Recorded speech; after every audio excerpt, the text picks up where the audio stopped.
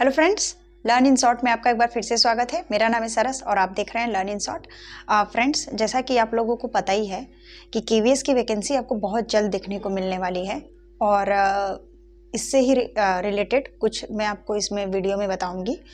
तो बस बहुत ही जल्द आपको केवीएस का नोटिफिकेशन देखने को मिल सकता है और 2025 में तो केवीएस का वैकेंसी एकदम तय है, क्योंकि अप्रॉक्स 2 to 25 मतलब कि 2 से 2.5 साल के गैप में केवीएस की वैकेंसी आती है। तो इस बार क्या था कि 24 के दिसंबर तक आ जाना चाहिए, मतलब इस साल तक ही दिसंबर तक। लेकिन आपको पता है कि हाँ, कुछ लोगों का रिटायरमेंट हुआ है जो कि हर साल होता है और ट्रांसफ़र भी हो रहे हैं। तो क्योंकि जो होता क्या है कि देखिए, जब आप नए कैंडिडेट होते हैं केवीएस के, ठीक है, तो आपको भेजा जाता है बाहर, मतलब कि आपको बहुत ही नियर बाई में आपको नहीं मिलेगा। आपको हमेशा हार्ड स्टेशन या फिर आपको बहुत ही दूर दूर केवीएस का आपको स्टार्टिंग में देखने को मिलता है। तो जो दूर दूर के टीचर हैं वो अपना ट्रांसफ़र ले लेकर अपने लोकेशन में आ रहे हैं या फिर अपने स्टेट के नियर बाई आ जा रहे हैं कि उनको उनका घर पास पड़े, ठीक है। वैसे तो केवीएस ही बहुत ज़्यादा अच्छा जॉब माना जाता है DSSB के बाद, या फिर DSSB के इक्विवेलेंट ही माना जाता है, लेकिन स्टेट गवर्नमेंट से बहुत अपर माना जाता है। लेकिन उसमें बहुत ज़्यादा समस्याएं भी होती हैं। ऐसा नहीं है कि आपको एक बार जॉब लगने के बाद भी बहुत सारी परेशानियों का सामना करना पड़ता है। हाँ, आपको पैकेज अच्छा मिलता है, ये सारी चीज़ें अच्छी मिलती हैं, लेकिन बहुत ही स्टार्टिंग में आपको मुसीबतों का सामना करना पड़ता है, ठीक है। तो केवीएस की वैकेंसी आपको जल्द देखने को मिलेगी, ये तो एकदम तय है।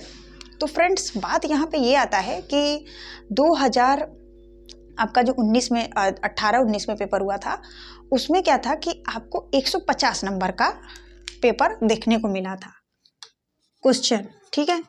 लेकिन हुआ क्या कि जब वैकेंसी आती है आपकी 2022 में, तो फिर ये पूरा चेंज हो जाता है, पूरा सिलेबस चेंज हो जाता है, पूरा पैटर्न चेंज हो जाता है। हाँ, हिंदी इंग्लिश ये सारी चीज़ें सेम रहती हैं, लेकिन होता क्या है कि यहाँ पे आपको 180 नंबर का पेपर देखने को मिलता है। अगर हम लोग पीआरटी की बात करें, हम लोग अदर में भी बात करेंगे, अदर जो अपना होता है टीजीटी पीजीटी, और लेकिन मेन टॉपिक यहाँ पे पीआरटी ही होता है। तो अब क्या होने वाला है बदलाव?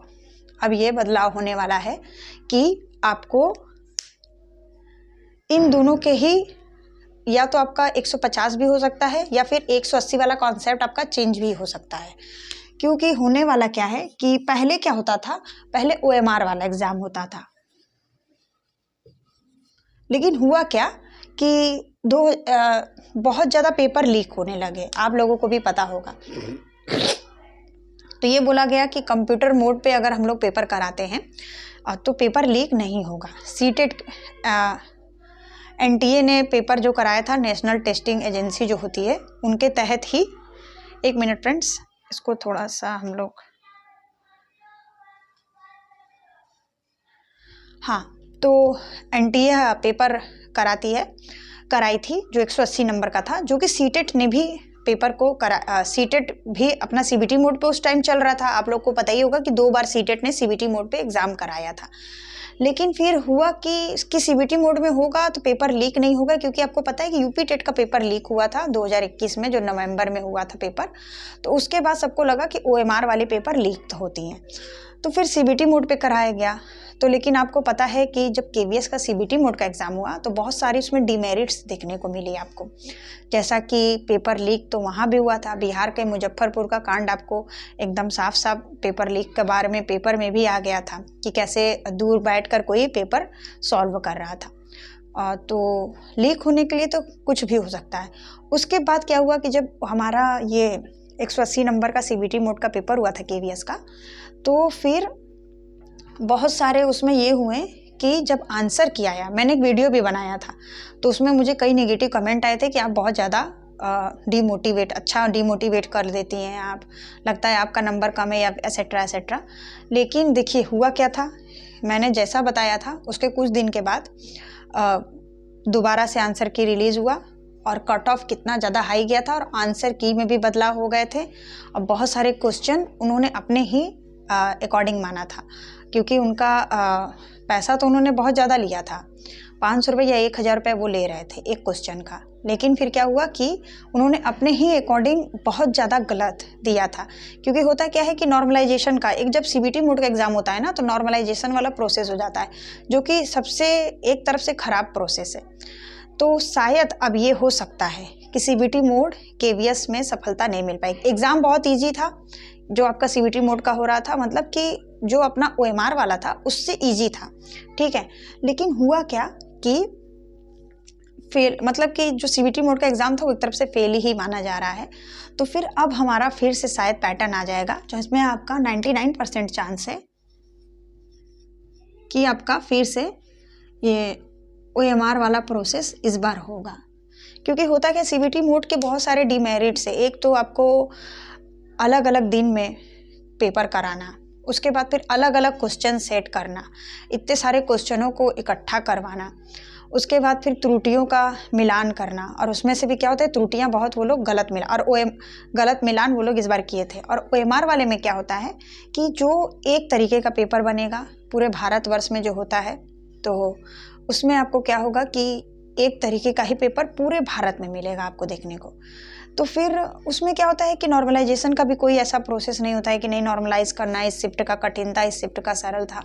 तो आपको फिर से मिलेगा देखने को कि आपका पेपर ओएमआर पे होने वाला है। तो फ्रेंड्स, आपका जो 180 और 150 का कॉन्सेप्ट है उसमें भी आपके बदलाव देखने को मिल सकते हैं, और आपका ओएमआर पे ही पेपर होना इस बार ही संभावित है। सीबीटी मोड में बहुत सारी त्रुटियां थी और बहुत सारे उसके डिमेरिट्स थे। तो फिर आप अपनी तैयारी में लग जाइए फ्रेंड्स, क्योंकि केवीएस का वैकेंसी जानते हैं आप, वैकेंसी बहुत ही नाम मात्र की होती है, वो भी एक स्टेट का नहीं होता, पूरे भारतवर्ष का होता है, जिसमें आपके 8 राज्य और 8 केंद्र शासित प्रदेश भी इंक्लूड रहते हैं।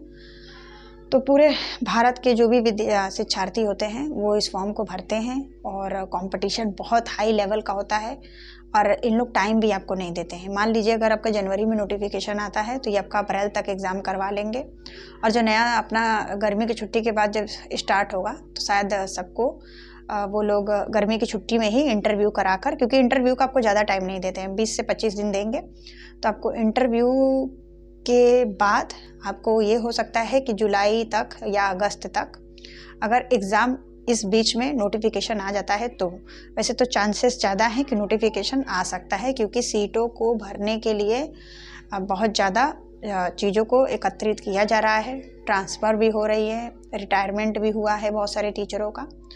तो फ्रेंड्स, इस वीडियो में इतना ही, मिलते हैं नेक्स्ट वीडियो में। आप अपनी तैयारी पे लग जाइए। मैं नेक्स्ट वीडियो में आपको बताऊंगी कि आपको किस बुक से पढ़ाई करनी है और कौन से बुक को आपको लेके चलना है जिससे आपका हो सकता है, और आप कोर्स लेते हैं या नहीं लेते हैं, कौन कौन से सब्जेक्ट आएंगे, और हम लोग सिलेबस पे भी बात करेंगे कि हमारा जो पहले 100-150 नंबर का पेपर होता था उसमें क्या सिलेबस थे, और 180 नंबर वाले में हमारे क्या सिलेबस थे। वैसे मैंने अभी इस बार 180 वाले का वीडियो बना रखा है, चाहे तो आप चैनल पे जाके देख सकते हैं। तो फ्रेंड्स, इस वीडियो में इतना ही, मिलते हैं नेक्स्ट वीडियो में। अगर वीडियो पसंद आता है तो वीडियो को लाइक कर दीजिए, चैनल को सब्सक्राइब करिए और अपने दोस्तों के साथ शेयर करिए। तब तक के लिए बाय बाय।